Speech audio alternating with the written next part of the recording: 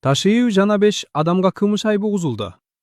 Улуттук коопсуздук мамлекеттик комитетинин мурдагы төрагасы Камчыбек Ташиев менен ага кошо айыпталып жаткан 5 кишиге айыбы угузулду. Бул тууралуу адвокат Акынбек Ногоев 13-майда билдирди. Маалыматка ылайык, аларга кылмыш жаза кодексинин бийликти күч менен басып алуу жана кызмат абалын кыянаттык менен пайдалануу беренелери менен айып коюлган. Белгилүү болгондой, февраль айындагы 75 адамдын кайрылуусунан кийин өлкө бийлигинде саясий кырдаал курчуп, Ташиев баштаган бир катар аткаминерлер кызматтан алынган. Ошондой эле парламент спикери Нурланбек Тургунбек уулу баштаган 10го чукул депутат мандатын тапшырууга мажбур болгон. Анткени жаңы конституцияга ылайык, учурдагы парламентте президентке импичмент жарыялоо укугу бар. Өлкө мыйзамына ылайык президент кандайдыр бир жагдайда кызматтан алынса, анын милдетин убактылуу парламент спикери аткарат. Ал эми парламент төрагасы Ташиевдин колдоосу менен мандат алганы белгилүү болчу. Ошентип бийликке иш жүзүндө тандем менен келген Ташиев Жапаровдун кийинки президенттик шайлоого катышуусуна жана бийлик үчүн негизги коркунучка айланды. Акыры Ташиевдин бийликте турган кездеги коррупциялык иштери тууралуу видеолор чыгарылып, анын жакындарына кылмыш иштери козголду. Акыры келип өзүнө да кылмыш иши козголуп, прокуратура тарабынан айып угузулду.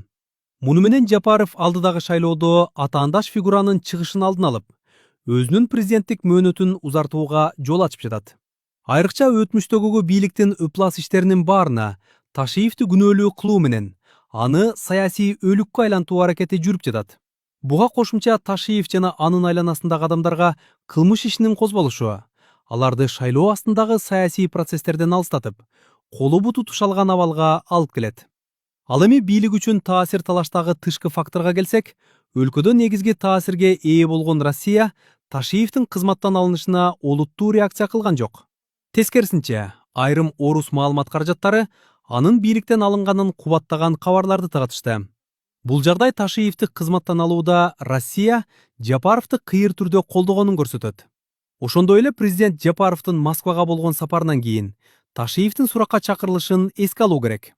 Президент бул сапардан кийин журналисттерге берген маегинде Путин менен бардык негизги маселелер чечилгенин айткан. Мындан тыянак чыгарсак, өлкө бийлиги тышкы саясатта Россия аркасынан жүрүшүн тастыктап, мунун акысына Путин ички саясатты Жапаровдун каалоосуна таштаган болушу мүмкүн. Демек, Ташиевдин таасирин жоюуда Жапаров тышкы колдоого да таянганын четке кагууга болбойт.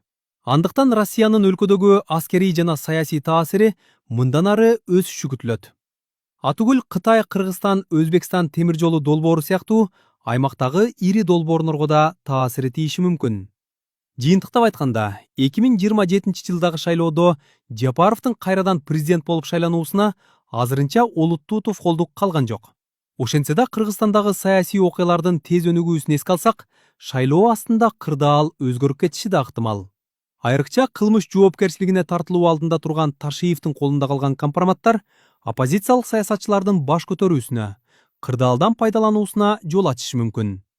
Буга кошумча өлкөдө колдонулуп жаткан капиталисттик системанын табияты калктын жашоосун оордотуп барууда.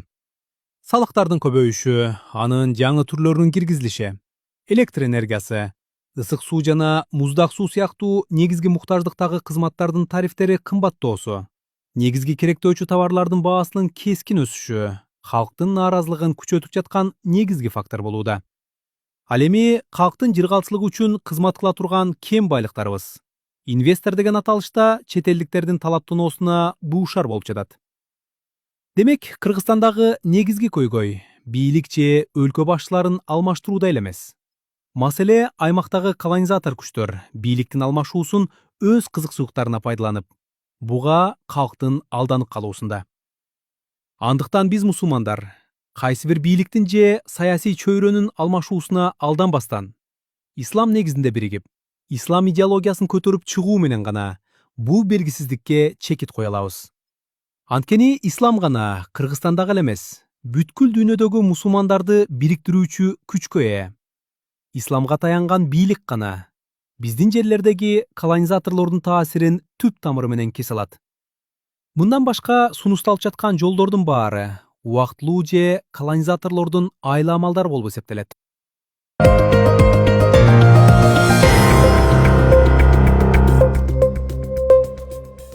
Бишкектеги Шанхай кызматташтык уюмунун саммити коопсуздук көзөмөлдөө куралы. 14 майда Бишкектеги Аларча резиденциясында Шанхай кызматташтык уюмуна ШКУ мүчө мамлекеттердин коопсуздук кеңеш катчыларынын 21 жыйыны башталды. Жолугушуу Кыргызстандын уюмдагы төрагалыгынын алкагында өттү. Жыйынга Шанхай кызматташтык уюмуна мүчө өлкөлөр Россия, Кытай, Казакстан, Өзбекстан, Тажикстан, Индия, Пакистан, Иран жана Беларустун өкүлдөрү катышууда. Кыргызстандын президенти Садыр Жапаров жолугушуунун расмий бөлүгүнө катышты. Күн тартибинде кайрадан эле жок коркунучтар негизги тема катары көтөрүлдү. Атай кетсек, коопсуздуктун маселелери, терроризм, экстремизм жана сепаратизмге каршы күрөш, ошондой эле курал-жарактын, баңгызаттардын мыйзамсыз жүгүртүлүшүнө жана трансулуттук кылмыштуулукка каршы аракеттенүү талкууланды.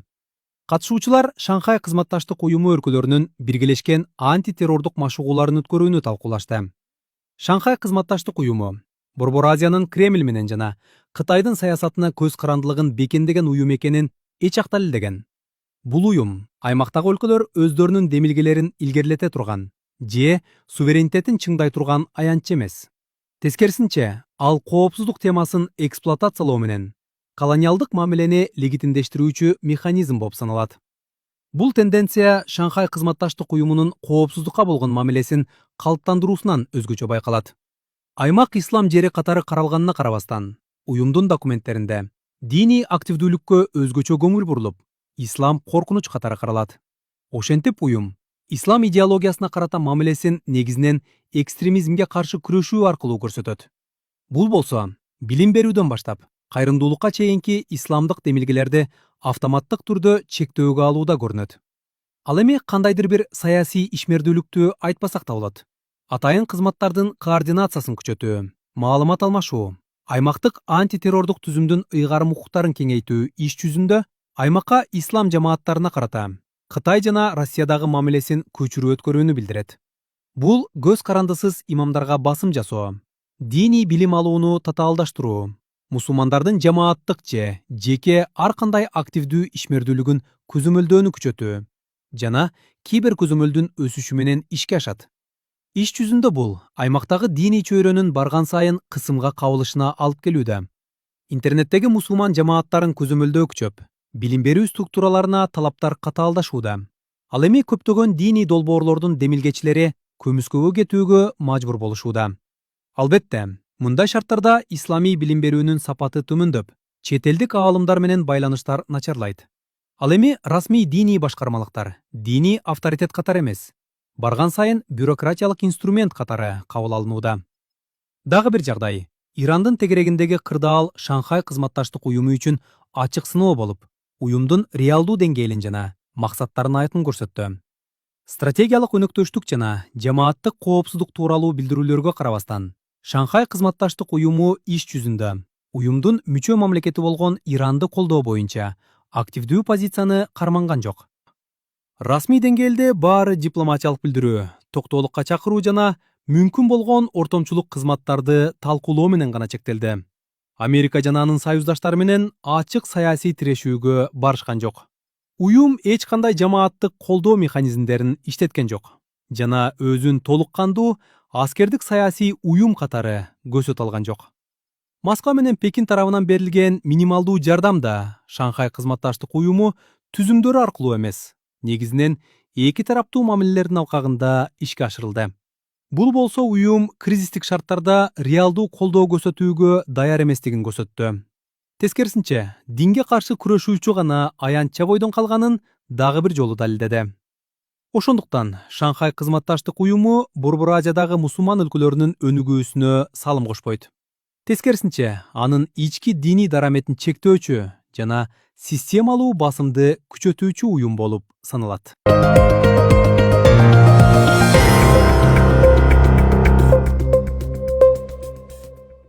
Каспийдин Кокустан, Евразиянын күрөө тамырына айланышы. Дүйнөлүк коомчулуктун көңүлү Ормуз кысыгы жана жакынкы чыгыштагы согуш менен Ирандын айланасындагы жаңжалдара бурулуп турган учурда, түндүгүндө жайгашкан Каспий деңизинде алда канча маанилүү процесстер башталууда. Жакында эле дүйнөлүк саясаттын перифериясы болуп эсептелген аймак Кокустан жаңы геосаясаттын негизги түйүндөрүнүн бирин айланууда. Мунун себеби жөнөкөй. дүйнөлүк логистика бузула баштады. Украинадагы согуштан улам Кара деңиз кооптуу болуп, Ормуз кысыгы иш жүзүндө курчоодо калды. Кызыл деңиз хуситтердин чабуулдарынан улам туруксуз абалда. Деңиз аркылуу ташуулар кымбаттап, камсыздандыруу баалары өсүүдө. Ал эми тобокелдиктер өтө жогору. Дал ушундай кырдаалдан улам Каспий чөркөмүнүн мааниси кескин жогорулап барууда. Орусия менен Иран үчүн бул дээрлик идеалдуу каттам. Америка ал жерге өз флотун киргизе албайт. НАТО ал жакта жок. Ал эми ташууларды көзөмөлдөө өтө татаал. Андан сырткары, Орусия менен Ирандын портторунун ортосунда каттаган кемелер көп учурда транспондерлерин өчүрүп коюшат жана байкоо тутумдарынан жөн эле жок болуп кетишет. Иш жүзүндө Каспий бара-бара дүйнөлүк сооданын күмүскө жолуна, тагыраагы санкцияларды айланып өтүүгө, жүктөрдү ташууга жана альтернативдик логистиканы курууга мүмкүн болгон жайга айланууда. Москва менен Тегеран бул нерсени эч-ак эле колдонуп келишкен. Мындан бир топ жыл мурун алар биргеликте түндүк-түштүк транспорттук коридорун илгерилете башташкан. Орусиянын жүктөрү Волга аркылуу Каспийге, андан кийин Иранга, андан ары Индия океанына жана Азия базарларына жол алат. Бирок Америка буга жооп кайтаруу аракеттерин көрө баштады. Эгерде Орусия менен Иран түндүк-түштүк багытын куруп жатышса, анда Америка менен Түркия түштүк Кавказ аркылуу өтүүчү башка чыгыш-батыш каттамын илгерилетүүдө. Азербайжан менен Нахичеванды Армения аркылуу байланыштырган транспорттук коридор Трип долбооруна болгон кызыгуунун өсүшү да ушуга байланыштуу. Бул инфратүзүмдүк долбоор жалпы Евразиянын келечектеги соода жолдорун көзөмөлдөө үчүн болгон күрөшкө багытталган. Батыш Борбор Азия менен Кытайды Каспий, Кавказ жана Түркия аркылуу Европа менен туташтыруучу багытты түзүүнү каалап жатат. Бул жол Орусияны жана жарым жартылай Иранды айланып өтүүсү керек. Ушул себептүү Армениянын ролу күтүүсүздөн кескин жогорулады. Жакында эле Ереван Москвадан дээрлик толук көз каранды деп эсептелсе, эми аны темир жолдорду калыбына келтирүү, жаңы коридорлорду ачуу жана Түркия менен батыштын байланыштарын декемдөө аркылуу аймактык багыттардын жаңы системасына кошууга аракет кылып жатышат. Бул жерде Анкара эң чоң пайдага ээ болууда. Түркия Европа менен Азиянын ортосундагы негизги көпүрөгө айланууну эбактан бери көздөп келет. Ал эми азыркы кризис ага мындай мүмкүнчүлүктү берип жатат. Натыйжада эки ири долбоордун ортосунда күрөш жаралууда. Биринчиси Орусия-Иран багытындагы Каспий деңизи аркылуу өткөн жарым жартылай жабык жана көмүскө долбоор. Экинчиси Кавказ аркылуу өтүүчү жана Европа менен Азиянын ортосундагы соодага багытталган Түрк-Батыш долбоору. Ошентип, Түштүк Кавказ менен Каспий бара-бара дүйнөлүк атаандаштыктын негизги чордондорунун бирине айланууда. Анткени азыр күрөш аймактары үчүн гана эмес, каттамдар, порттор, темир жолдор жана логистика үчүн жүрүүдө. Бул жерде логика жөнөкөй. Ким жеткирүү жолдорун көзөмөлдөсө, ошол үлкөн саясий жана экономикалык таасирге ээ болот. Дал ушул себептен жакында эле унутулуп калган ички деңиз катары эсептелген Каспий күтүүсүздөн дүйнөлүк чоң оюндун эң маанилүү чекиттеринин бирине айланды.